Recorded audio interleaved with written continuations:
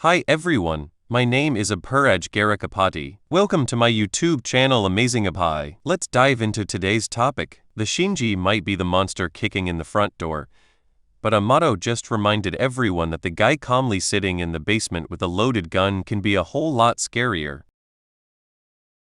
This chapter somehow turned a conversation, a cigarette, and a man with his eyes hidden into one of the most unsettling sequences that Bor has given us in a long time.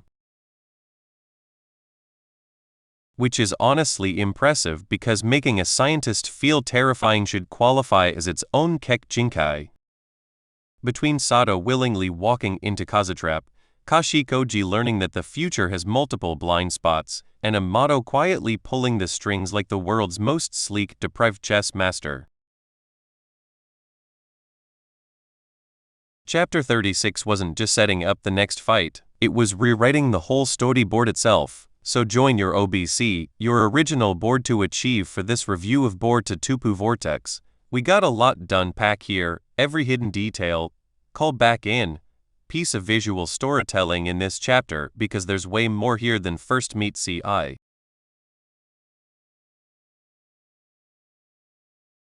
We open up this chapter with a flashback that shows us what led to Amato ordering Kawaki to capture Kashikoji. Kawaki telling Amato that he'll help capture Kashikoji, but only as long as him doing so doesn't get in the way of Kawaki taking down the remaining Shinji. After taking a pause, Amato Jesus Kawaki's worries by saying that everything he's doing is in service of his daughter, and that is why he too wants to get rid of Jura as well, which is another reminder of Kawaki's condition he had for working with Amato in Chapter 18 of Boruto Tupu Vortex. Akibai will be revived, but only after the awakened Shinji code and board to all destroy, not before and not after and in that order. Knowing this, Amato gives himself some cover by telling Kawaki that his reasons for wanting to speak to Kashikoji, they are personal, and it's a pretty smart thing to do here. It shows Amato's understanding about the human mind and how it responds to intimacy.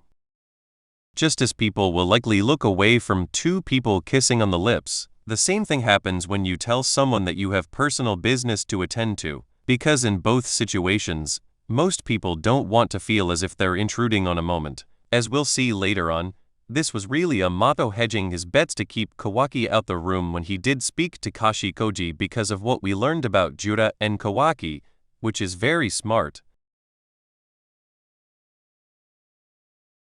Being ever cautious, Amato remarks how fast Kawaki said he'd agree and even dangles out the question of, "You sure you don't want me to explain?" But someone who knows Kawaki well enough to manipulate him into reawakening his coma seal already knew the answer that Kawaki was about to give. His one-check mind is all on destroying everyone on that list that is a threat to Naruto. Everything else is inconsequential to Kawaki. When Kawaki now in check, Amato asks Kawaki to scan for Boruto's location to make sure he's not with Kashikoji, and upon hearing that Boruto is hiding within the village by masking his chakra, he orders Kawaki to be ready to go after Kashikoji, and that they're basically rolling the dice that Kashikoji has not received another 10 directions update and so they can catch him off guard. It is a gamble, but as we've seen with Amato in Part 1, he isn't above taking gambles. He's the guy at the casino counting cards. It's only cheating if you're caught and you're basically weighing probabilities. Like he did assuming Naruto Sasuke could outlast Ishiki long enough that Ishiki would die, and his bluff about the balm around Shikodai's neck wouldn't be caught before he got his meeting with Shikamaru. Meanwhile, back at the Akage Tower, the jump beats in the throw march towards Shikamaru's move as Akage begins to rush towards his climax. Kabu is meeting with the two elders, and he's meeting with Sai, recalling everything that happened, stating they had no memory of everything that took place between the start of his conversation with Shikamaru and Memashi suddenly appearing before him before Boruto was there to save him.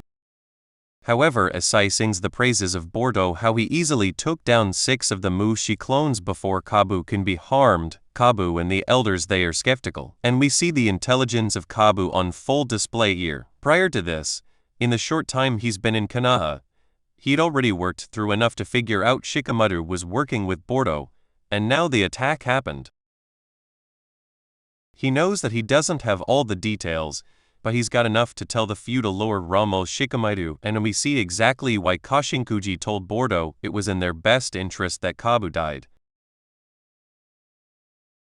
Kabu tells the elders that whole situation was manipulated and that nothing lined up as it appeared. Boruto just happened to be in the area at the exact moment he was about to be killed and exactly when he had a blank space in his memory he can't account for. Kabu isn't a shinobi himself. However, he knows he's inside of a ninja village. Shinobis are messers or deception. It's why Part 1 and Naruto hammer home repeatedly the need to see through deception. Kabu knows it for a ninja. Placing someone under Jingitsu or using some of the technique to control their body is a very easy task, particularly for a non-shinobi target like himself. It's at this point that Sai begins to worry, realizing his own son Inajin is in danger, as he has a flashback to Inajin accidentally calling him dad and trying to play it off. Kabu brushes off Sai's backhanded comment by saying that it isn't just Boruto and Shikamaru working together. There are also others conspiring with Boruto as well, and even though he thinks Shikamaru might be getting forced to do so, it basically doesn't matter, because Shikamaru is working with the Hokage killer and Inajin.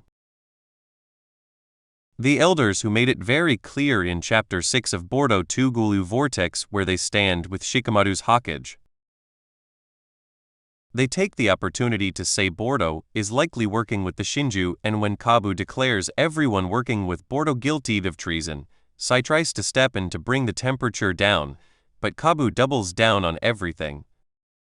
He says Boruto escaped in Chapter 14 of Boruto Tugulu Vortex because of Shikamaru's health, and he reveals he's already sent word to the feudal lord that Shikamaru should be removed as Hokage and charged with treason, and he's just waiting on the feudal lord to sign off on it.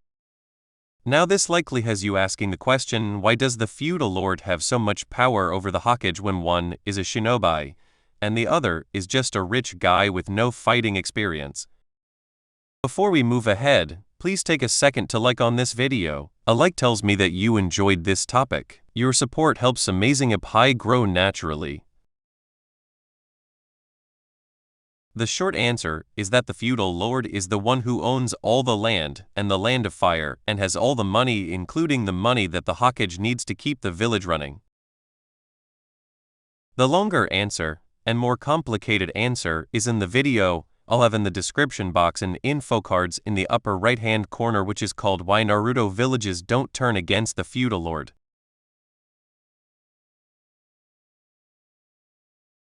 Shifting gears, Shikamaru is at work in the Hokage office, and suddenly he gets contacted by the Sensu unit, who comes to him with a rather baffling report. The chakra of Jiraiya was just registered as having entered in the Konoha, which set off the long bells for whatever since we ninja working the logs, and if they were old enough to be aware of Jiraiya, they know that in universe Jiraiya has been dead for 19 years. Shikamaru hears this and quickly realizes it's Kashi and Koji, and he asks, where was the chakra spot at last, and he tells the Sensu unit reporting to him to keep this classified info really bad for Shikamaru, because all these transmissions they are being logged, and Kabu is on his ass. Now if you're hearing this, and going wait that's a plot hole, I want you to take a deep breath, I want you to exhale, because that isn't the case. Yes, Kashi and Koji and the manga continuity of Boruto, Naruto and generations enter into Konoha undetected, and he stayed there for several days without being found. Yes, that was specifically because he was a clone of Jiraiya, and so he has Jiraiya's chakra signature, so it wouldn't register as a foreign chakra like he explained to Delta in Chapter 28 of Boruto, Naruto and generations, but you have to remember context. Kashi and Koji knew that the Yamanaka clan, they registered chakra, that they monitored everything, and he specifically tells Delta that she has to stay out, and when you look at the manga panel the word "you" is bolded as he tells her to stay put before he rushes off. Koji knew he wouldn't set alarm bells off because he is a clone, but the reason that Kashi and Koji could stay in the village undetected is because of a jutsu called the chakra suppression jutsu, which is why the whole time he was in the village, Naruto never picked up on Kashi and Koji's presence even when using Sage Mode and when Kurama was active and Saita Nort, so he never picked up on him either, because controlling your emotions is also part of keeping your chakra hidden, because your emotions are linked to your yen chakra.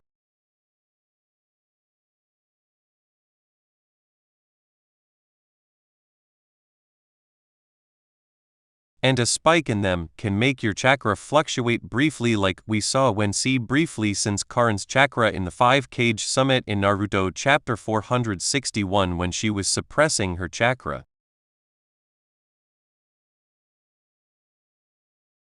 The reason all this matters is looking at Kashi and Koji's current situation. He's been transported to the lab. He is unconscious, meaning his chakra is at rest.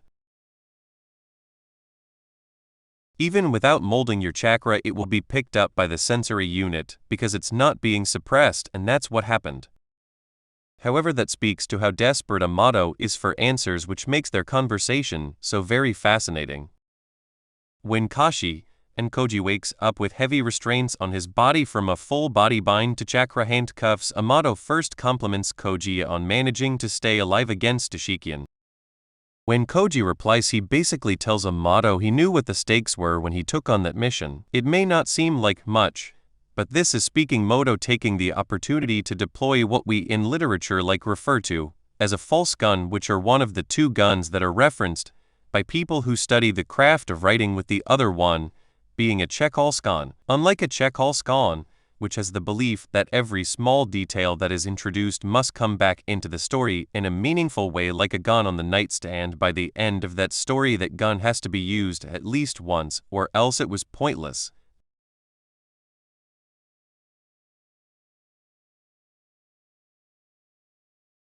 Unlike that school of thought, a false gun is when a writer introduces something that intentionally gets the attention of readers or characters in universe. The false gun in this case is that Ishiki says in chapter 48 aboard to Nara to Nick generations that Kashi and Koji had run off to confront Amato. 6 years later they finally meet and no fireworks go off like Ishiki and readers had expected.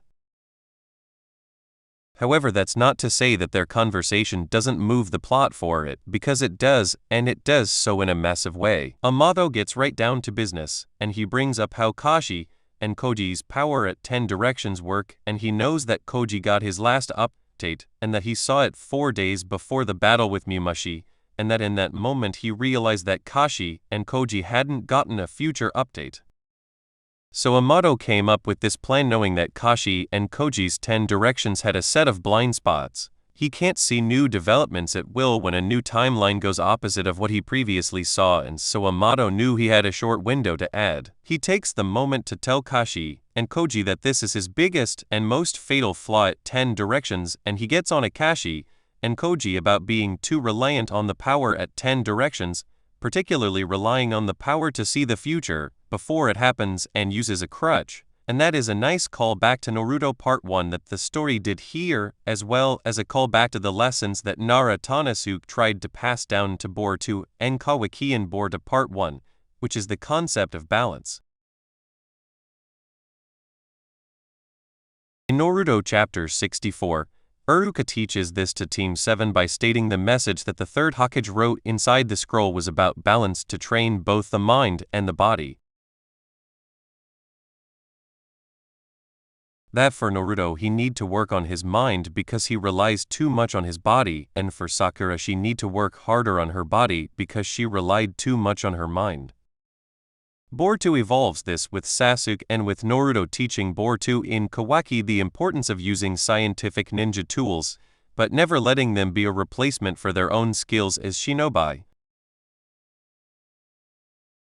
And now Amato is given the same lecture to Kashi and Koji, and is ironic given that Kashi and Koji is a clone of Jiraiya, one of the greatest ninja to ever exist in Naruto, and yet he's in the position he's in because he wasn't balanced. Just goes to show you that genetics on everything and that work by the individual is still most important. After giving Kashi and Koji his quick lecture, Amato tells him that he experimented on Kashi and Koji's body while he was unconscious, and that since Kashi and Koji is liable to Askeda in the future, there was no reason to keep it a secret. In particular, Amato altered the brainwaves of Kashi and Koji, and that the information he gained from 10 directions could be of use to them. But while Kashi and Koji still has many blind spots and weaknesses in the jutsu, in particular his inability to control when the visions happen and how long the visions take between visions. So Amato looks at this and he has a pretty logical answer for it. I'll experiment on your body, which already did, and it'll cut down on how long you have to wait between visions. When Koji gives him the side eye, Amato replies that he's basically Kashi and Koji's parent and that he's the one who created him. And even though he makes that comparison, it is a dark reminder about a theme that the board story has been touching on since part 1 of the story, in particular in the manga continuity and to less of the degree the anime continuity of the story, which is his own separate story. That theme is the loss of agency. To someone like Amato, the people who he experiments on, to pump them full of ninja tech on a cellular level to make them into cyborg. So people like Kawaki, Koji, Ada, Damon, they're just objects to be used. They aren't truly viewed as humans so much as test subjects and tools. Before we move ahead, please take a second to share on this video. Sharing helps this video reach friends who may also enjoy anime, gaming, travel, cricket, chess, career basics, or personal stories. Your support helps Amazing Up grow naturally. The same applies to cyborgs like Delta and Kashi and Koji, one clone of his daughter with a modified body, and the other a clone of Jiraiya also with a modified body. The Otsutsuki take the same approach, a blatant disregard for the agency of those who they make into vessels. At the end of the extraction process, the soul of the vessel ceases to exist against their will, and the Otsutsuki they are reborn.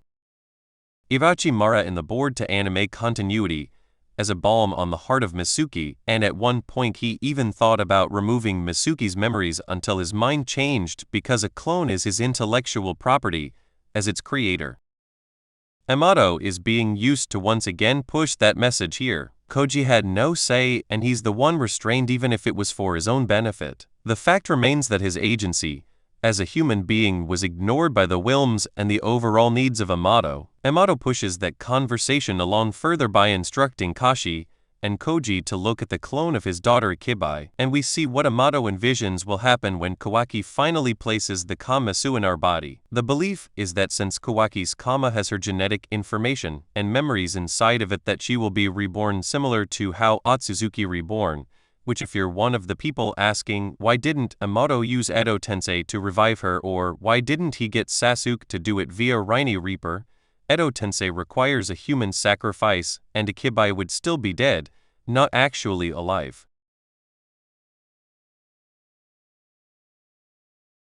And Sasuke using the order of the Rainy Rebirth would cause Sasuke his life based on the retcon made in Naruto's 4th Great Ninja War and the 4th Naruto Databook. The jutsu's not tied to chakra levels like Nagato thought. I will leave a video down in the description box that explains that in further detail if you are still skeptical. However, Amato basically says that that was his plan to use the Kama. But I need to know, and any of the visions of the future that you saw, did you ever see the moment where my daughter was revived? Koji answers him, and the answer is a dark one, and it's a good thing that Kawaki's not in here when he says it. He says he retains the memories of everything he sees at 10 directions, and that at no point did he ever see Amato's daughter revive, and it's because Jiraiya kills Kawaki in every future he saw. What's interesting here is that Amato the whole time Kashinkuji is saying this, Ekimoto purposely doesn't show Amato's expression with his eyes. Just like back in chapter 33, a Boruto Tupu vortex, when Amato first hears that Mimashi attacked the village sooner than his vision showed. And Amato realized that Kashinkuji could see the future. Ekimoto purposely does not show you his eyes. The glasses when he hears about the first update are completely shaded out, and then when Sumire is shown looking back at Amato, after Amato got that realization, we don't see Amato's face or eyes at all. File that away because it is visual storytelling being used here to push the story forward later. And this won't be the last time this happens in the chapter. It happens quite a bit. Upon hearing this, Amato takes one last puff of his cigarette before letting Kashinkuji go, saying he can't wait to see the next 10 directions update. And once again, we don't see Amato's eyes when he speaks about the next 10 directions update, all while Shikamaru is pissed off outside the lab, because Amato has changed the code to keep him out of that lab. Meanwhile, back at Orochimaru's hideout, Boruto teleports back inside just when Kashinkuji is reverse summoned to the hideout and immediately demands that he can't see the next 10 directions update. No, Jane put him into contact with Shikamaru and Ada to have her look up with Amato, did to him while he was asleep, because the idea of 5 nights of Amato's rightfully has Kashinkuji's spook. However, just as Ada gives him a piece of her mind for how pushy he is being, Kashinkuji's eyes suddenly roll into the back of his head. And he falls over, and as he gets new visions, we see Amato once again with his face not being shown and the suspicious sound effect Kaji added, which at this rate Amato is never beating those Susibaka allegations. Elsewhere, Sardar replaced her conversation with Boruto from before about how he wanted her to allow Kashinku to capture her, and she cuts her showing on as she looks around for claw marks, which makes sense. Showing on sees chakras a color, so she would be able to spot them if they are in her line of sight. Sardar then looks down an alley, and suddenly decides I'm going to enter the alley believing it'd be easier for Cod to attack her if she was alone, and she wasn't wrong. On the underside of one of the buildings, Cod's eye is watching from a claw mark, and he waits until she is directly underneath them to pounce. And when he does, Sardar's showing on is now turned off because she's allowing herself to be caught as planned. However, as all of this is going on, Kashinku gets another update via 10 direction seeing the future timelines play out. Hidari is shown. Boruto is activating his calm as shown before he hunches over. A new Tento Claw Grime is shown. Cod is shown attacking Sardar. Sardar's other main Jikyo showing on eye is bleeding because she's using it for the first time. And Yuta is making a bowl of Super 1 vision. More importantly, in the upper right corner, we see someone picking up Sardar's earring off of the ground, likely Boruto, given the positioning of Boruto on the same page. And that's going to be important to follow away. Back to Sardar, when she turns her head to react to Cod, the claw mark appears at her feet and Cod slams her face person to the ground and is attempting to push her through the claw. Yet simultaneously, Kaji keeps seeing more glimpses of the future. This time, Hidari vs Sardar is happening. Yuta is having tea with either Shikamata or Shikodai, not clear which one is shown here because of how it's drawn. Konohama was shown and so too is a smirking Kabu and Mogi. More importantly, the Hokage cap is shown on the desk, likely a future where Shikamata is removed as Hokage, and the most troubling thing of all, Momoshiki's in possession of Boruto's body, and the horn has re-emerged, and the other eye is close to show that he is suppressing Boruto's will, meaning this was a forcible moment as it appears as if Himawari and Kawaki are the ones confronting Boruto. This rightfully has Kashinkuji scared out of his mind, and he quickly tells Boruto that he can't overact to the news he's about to tell him, which is that their plan to use Sardar as a decoy is going to fail, and in real time we see the function of Cod's brand new arm on full display. It's designed to pick up on Boruto's chakra, and since Boruto's flying Ryzen markers are on Sardar, his arm is able to summon them to Cod. This is where we see one of the drawbacks to using your jutsu too much. People can figure out how it works, and while Cod might be dumb, he still figured out Boruto uses flying Ryzen to teleport to those markers. And that Sardar was planning to let herself be captured so that they could rate the Tentals high down. Sardar immediately realizes her position, so she cuts on her main kill showing on.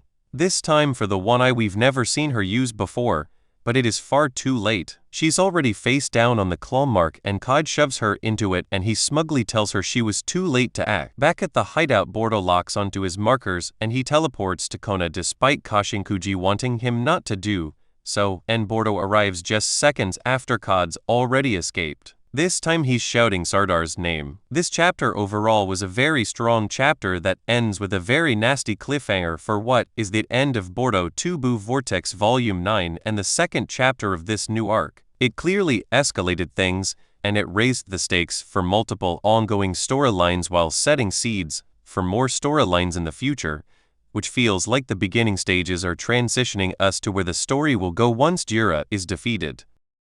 From the use of paneling like how Amato's position at various points to how the film roll attend direction shows multiple possible futures, and how Ikimoto positions key moments in the film roll and prominent positions, while having smaller plot twists. Those details are hidden where you can barely see them, but if you catch them you get an idea of where the story is going. Like for instance the Hokage hat that is at the upper edge, or for the other one you have Momoshiki and controller Boruto, and you have Cod capturing Sarada. They're very easy to see, your eyes gravitate towards them immediately, whereas the smaller details are drawn purposely smaller, so you don't actually see them. That way the plot twist hit the way that they should. It accomplishes the goal of the story hidden behind the story here. The same with there being multiple callbacks to part 1 in Naruto, while continuing to show us how morally flexible both Mato is, and the links that you would go to for reviving his daughter Takashi Kuji, being willing to set aside his past with Mato because it's mutually beneficial, and to see that contrast it with the very human reactions aboard. So when he learns that Sardar is in danger,